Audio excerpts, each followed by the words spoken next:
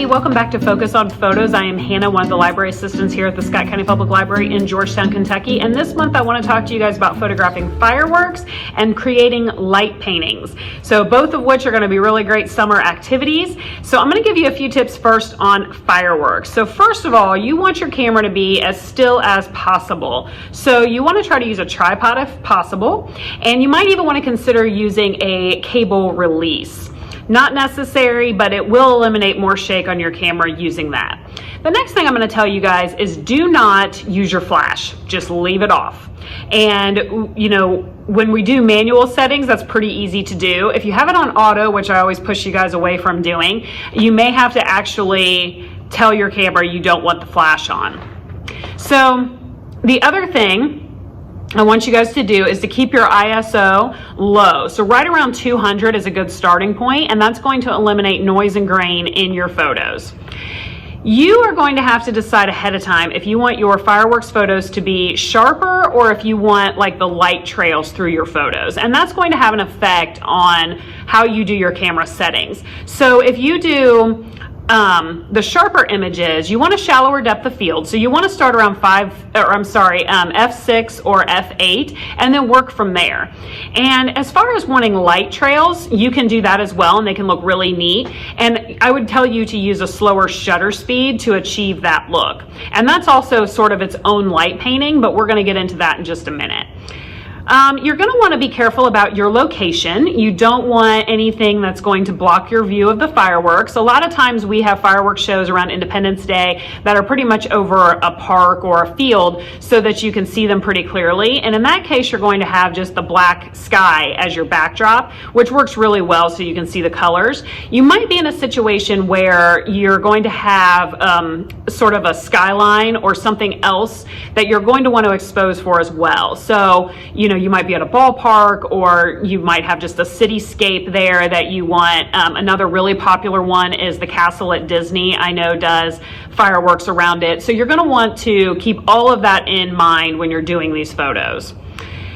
You can use your manual focus or your autofocus. If you're going to do your manual focus, I do recommend watching my action video from April. And there's a little trick in there that I tell you on how you can focus on something using your manual and then you lock that into your auto.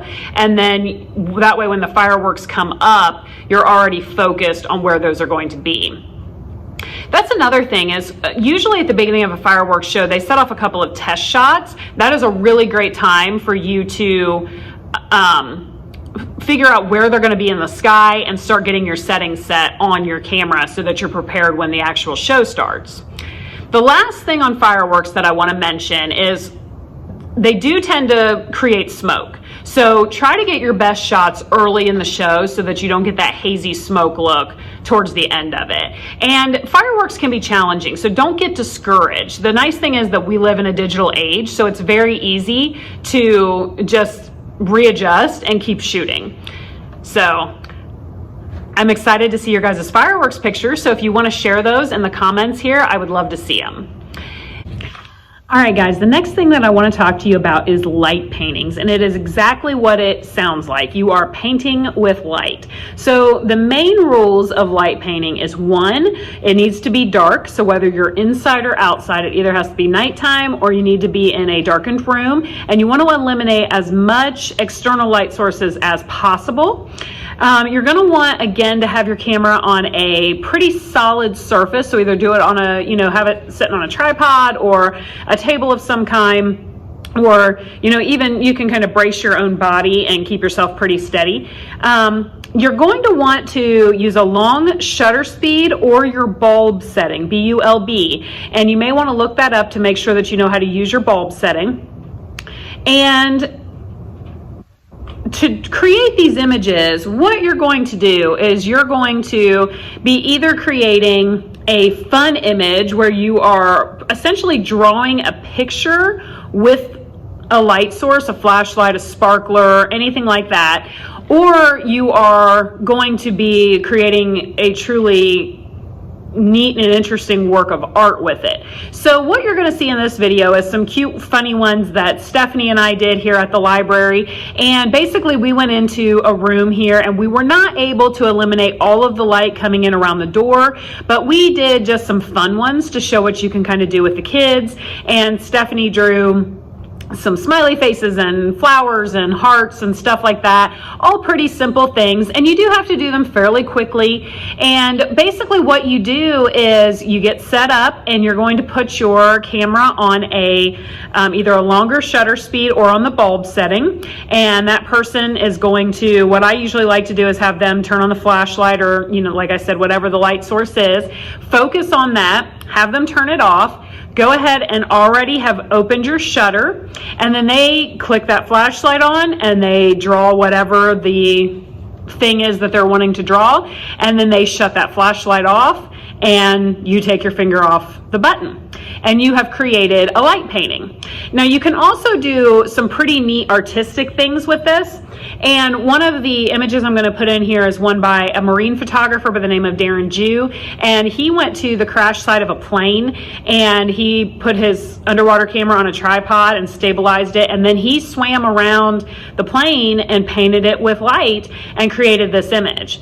There are some other cool things you can do with, just as a for instance, if you wanted to do some architecture, wait till it gets dark and you go out there and you can use a flashlight and light it up. You can use an external flash and fire the flash at it. Again, you're really only limited on these by your own creativity. So go out there and have a lot of fun with it, especially with the kids. You can do so much cool stuff. I think Stephanie even has one in here that's just a spiral. You can do those with colors. If you maybe take the colored saran wrap and put it over a flashlight.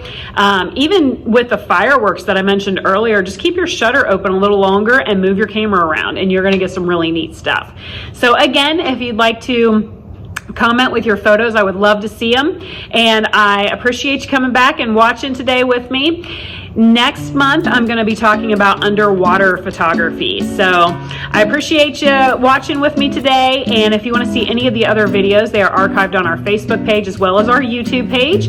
And again, I am Hannah with the Scott County Public Library in Georgetown, Kentucky. And you can contact me through my email, which is Hannah, Hanna, @scottpublib.org. And I hope you guys are having a great day. Thank you.